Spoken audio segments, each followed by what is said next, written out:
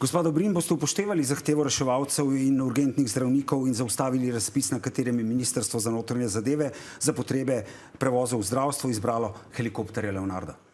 Lejte, vlada prvič v zgodovini kupuje 2 namenska helikopterja za nujno medicinsko pomoč. Tega do sedaj še nismo imeli.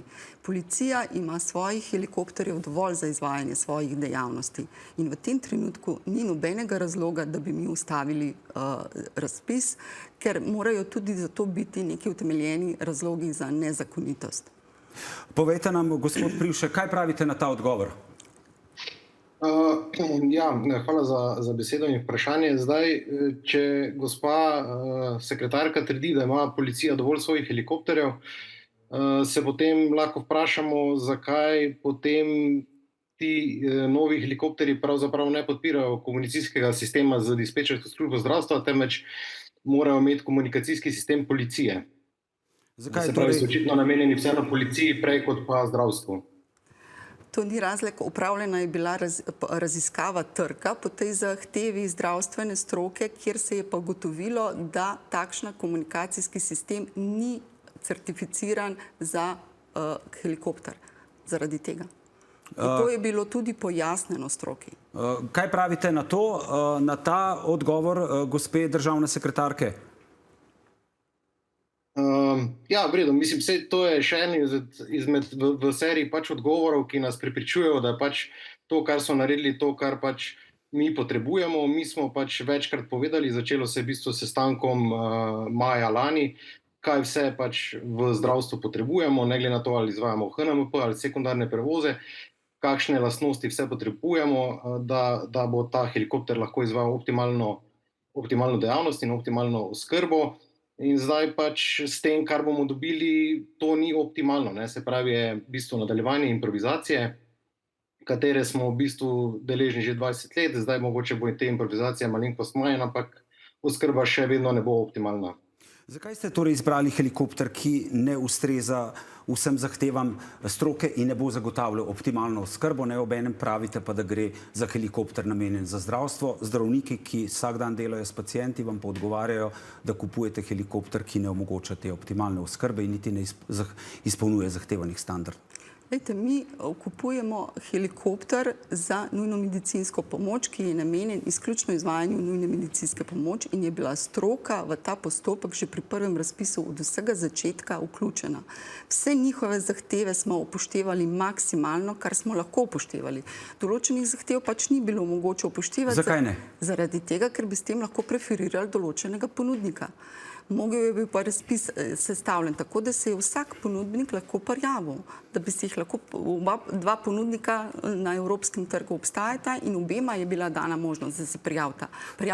Prijavila sta se tudi oba na drugi razpis, ampak je bil Leonardo izbran kot boljši. Ampak se vam ne zdi, da je bil Leonardo izbran kot boljši ravno zaradi tega, ker je bil razpis, ki ste ga objavili, prirejen, da je bil Leonardo v prednosti, ker vi ste Ministrstvu za zdravje odgovorili, da gre za ponovljen razpis, iz razpisa izhaja, da ni ponovljen razpis, ampak da gre za nov razpis in če bi šlo za ponovljen razpis, bi lahko upoštevali vse zahteve stroke, tako pa jih niste in ste na ta način v resnici favorizirali Leonardo. Tukaj več stvari ne drži, kar ste navedli. Prvič, razpis ni bil prirejen, to ostro zavračam, ne v prvem, ne v drugem primeru ni prišlo do nobene pritožbe na razpisno dokumentacijo, kar bi lahko prišlo. Ampak to ne pomeni, da je razpis lahko problematičen. Pa mi pa odgovorite, zakaj ste vi ministrstvu... Ne, vi, jaz recimo sklepam... Jaz recimo vem, ampak to še ne pomeni, jaz pa vam odgovarjam, da to, če se nihče ne pritoži, še ne pomeni, da lahko razpis ni prirejen oziroma da favorizira nekega proizvajalca. In to vam bom povedal zelo jasno, zakaj tako razmišljam. Ker je že maja letošnjega leta predstavnik Ministrstva za zdravje Darko Čander obrazložil pristojnim vodjem služb helikopterske nujne medicinske pomoči, da če bo to zdravstveno oskrbo izvajala enota policije, potem bo izbran tak helikopter, kot jih policija uporablja sedaj. In izbran je, ne boste verjeli, Leonardo, a ne? Kot je napovedal že ta uslužbenec Ministrstva za zdravje. A to ni utemeljen sum, da ste favorizirali Leonarda, če nekdo, oziroma dajali mu prednost, če nekdo jasno izjavi, a ne, že maja, da bo izbran ta helikopter, taki helikopteri, kot jih uporablja policija, in potem vi napišete razpis, ki točno omogoča, da je izbran Leonardo, obenem pa pravite, da če bi izpolnili zahteve, vse te zahteve strokovne javnosti, ne, potem bi favorizirali nekoga drugega. Glejte, to, kar ste vi zdaj predstavili, je konstrukt, ker jaz ne morem komentirati, v kakšnem kontekstu je dal Darko Čander ta. Pravilno bi bilo, da bi gospodu se dala možnost, da bi to sam pojasnil, v kakšnem kontekstu, ampak kot sama sem seznanjena s to izjavo, je bila ta izjava dana na nekem sestanku, kjer so obravnavali težave trenutnega izvajanja helikopterske nujne medicinske pomoči in takrat policija še niti ni bila s sklepom vlade določena za prevoznika. Ampak saj to vam govorim, gospod Čander je dejal ravno to. V primeru odločitve, to je zapisnik letalske enote policije kot novega državnega prevoznika, se bo opravil razpis za nakup helikopterjev enakih, kot jih trenutno uporabljajo. Vse nove in dodatne informacije bodo prejeli takoj, ko se sprejme sklep vlade. Se pravi, že takrat je bilo to napovedano, če bo policija izvajala te prevoze nujne pomoči, bo je uporabljala take helikopterje, kot jih ima zdaj, in potem izbran Leonardo. A je to konstrukt? Ja, to je zame konstrukt, kar vi predstavljate.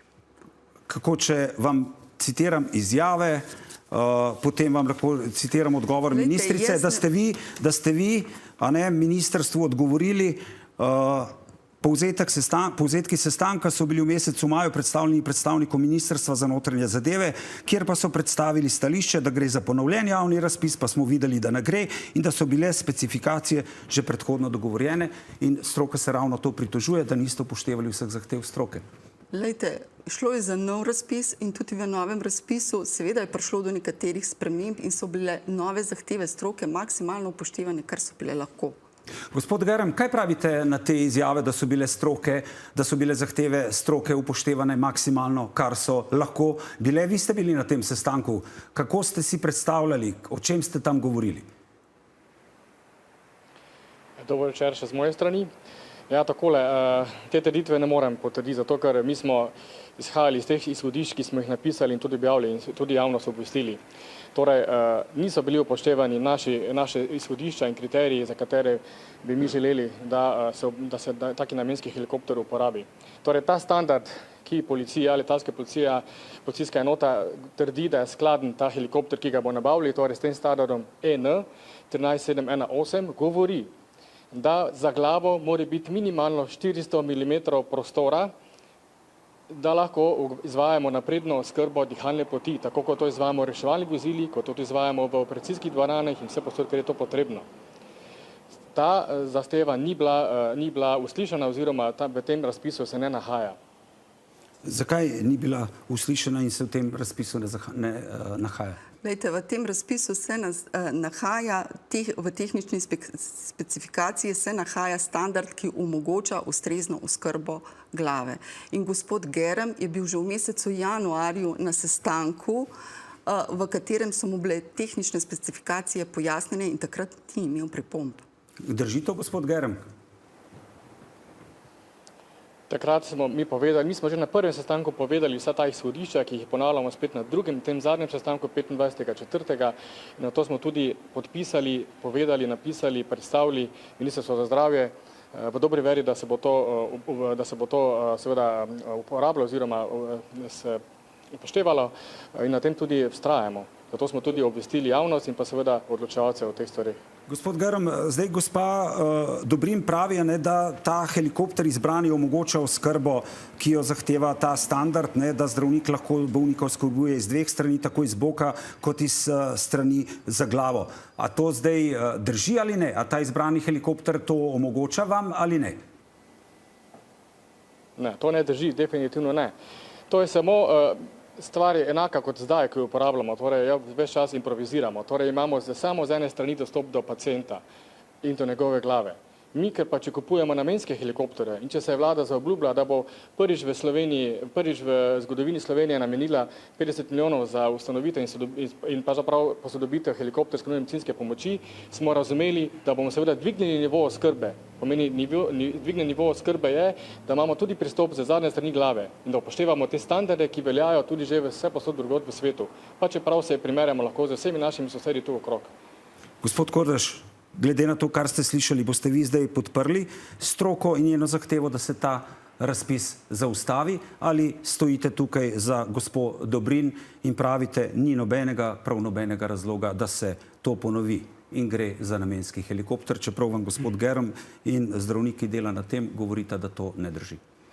Zdaj, prva stvar, ki moramo biti zelo jasno objektivni in to je tudi preverljiv podatek, namreč te tehnične specifikacije, o katerih je zdaj ne več govora, so javno objavljen dokument in ta standard je del zahtevanih pogojev teh tehničnih smernic. Torej, po mojem mnenju je ta zahteva stroke, ki jo zagovarjamo tudi na Ministrstvu za zdravje, v teh tehničnih specifikacijah bila zahtevana. Zdaj po pojasnilih, da naj bi pa oba dva prijavljena ponudnika ta standard izpolnjevala, jaz mislim, da je to potem skladno z zahtevami. Ampak gospod Germ vam je ravno kar povedal, da po njegovem mnenju teh standardov ne izpolnjujete. Gospod Privšek, povejte še vi, zakaj je ta standard tako pomemben in ali res ta izbrana helikopterja, vsak dan delate na teh stvarih, res omogočata to oskrbo, kot jo zahteva ta standard, da zdravnik lahko bolnika oskrbuje z dveh strani, tako iz boka kot iz strani za glavo? Torej, to, kar imamo zdaj, nam tega seveda ne omogoča. In se dogajajo primeri, da pač, če se stanje pacienta recimo med letom poslabša do te mere, da bi moral kaj več narediti, ti preostane edino to, da pristaneš na bližnji njivi, stopiš ven, urediš in poletiš naprej. Zdaj, jaz v detajle vseh teh tehničnih lastnosti nisem šel brati in analizirati. To je verjetno stvar ene druge stroke, ki se s tem ukvarja. Poglejte, mi smo v bistvu ves čas govorili o tem, da kaj more helikopter, kakršnikoli že bo, kdorkoli ga bo že izvajal, ali bo to policija, vojska, privatnik, mogoče služba v okviru Ministrstva za zdravje, kakorkoli, kaj mora izpolnjevati. In izpolnjevati mora to, da ima nameščeno bolniško posteljo, za katero je možnost oskrbe, torej dostop za glavo z možnostjo oskrbe dihalne poti, omogočati mora vitlanje in še vse te ostale stvari. In to se v bistvu ves čas v teh dokumentih, ki smo jih mi v bistvu imeli na sestankih in na ministrstvu in torej na Brniku, na LPE, v bistvu ves čas eno te isto govorimo. Zdaj, ali ta standard to omogoča ali ne, to pač je treba vprašati verjetno tistega, ki je razpis pripravil in se na te standarde točno spozna in tisti bo verjetno prevzel tudi odgovornost za te stvari, da to tako štima. Gospod Germ, še enkrat vas vprašam, ali ta helikopter, ki je izbran, izpolnjuje ta standard ali ne? Da oskrbujete lahko bolnika? Ne. Zakaj ste potem izbrali tak helikopter? Ta helikopter, ki je predstavljen, ne izpolnjuje tega standarda, ni skladnice s tem standardom. Boste še naprej podpirali ta nakup? Ravno kar vam je reševalec, ki vsak dan dela na tem, povedal, da izbran helikopter Ministrstva za notranje zadeve ne izpolnjuje tega standarda. Glejte, jaz se popolnoma strinjam z dr. Privškom, da je za pojasnjevanje teh strokovnih zadev sigurno druga stroka, torej letalska stroka, primerna za to, da to pojasnjuje. Jaz tega ne morem, ampak še enkrat. Ampak reševalec vam govori, da ki dela na terenu vsak dan, ki rešuje življenja, da ne izpolnjuje tega standarda. Razumem in vam bom v mojem odgovoru pojasnil celotno moje stališče. Torej, jaz se strinjam z dr. Privškom, kdo je pristojen za to, da to pojasnjuje. Druga stvar je, danes seveda tega standarda v teh helikopterjih ne more biti, ker niso namenski helikopterji z ustreznim standardom. Ampak gledajte, ravno kar na začetku je pa gospa Dobrin dejala, da ta vlada ne kupuje prvič v zgodovini namenske helikopterje, vi pa zdaj pravite, da je to helikopter, ki ni z namenskim standardem. Obstoječih helikopterjih, ki se sedaj uporabljajo, ne v teh, ki bojo šele prišli in bodo namenski. Ampak sej reševalec Germ vam govori, da ta, ki bo prišel, ki ste ga izbrali, ne izpolnjuje tega standarda oskrba. To ne drži, pravite, da on laže. Ja, jaz ne vem, ne drži. Ne drži. Po tehničnih specifikacijah mi zagotavljajo, da to ne drži. Gospod Germ? Ja, jaz bi to repliciral. Zdaj, če pogledamo, zdaj specifikacije so eno, zdaj, če pogledamo helikopter, ki ga danes uporabljamo, so prečna nosila in če pogledamo ta helikopter, ki bo prišel, so isto prečna nosila. O čem pol govorimo? Komu zdaj? O katerem standardu? O katerem standardu potem govorimo, gospod Dobrin? Lejte, jaz nisem tista stroka, ki je postavljala te pravila in standarde.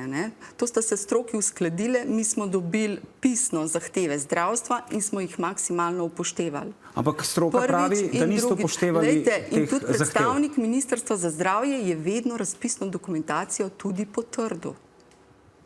Gospod Kordež, vi ste potrdili to razpisno dokumentacijo, se pravi, se z njo strinjate? Jaz nisem član razpisne komisije, tako da te moramo zelo paziti. Zdaj bomo se vrniti, ker ste me presekali že drugič na sredini in mi ne dovolite, da pojasnim. Jaz ne govorim o operativnem delu na današnji dan z današnjimi helikopterji. Niti ne govorim o letalski stroki, ker je ne morem komentirati. Ampak govorim o objektivnih dejstvih. Zahteve zdravstvene stroke v dokumentu, pod katerega je podpisano Ministrstvo za zdravje, je ta zahteva zelo jasno opredeljena, da mora biti omogočen dostop.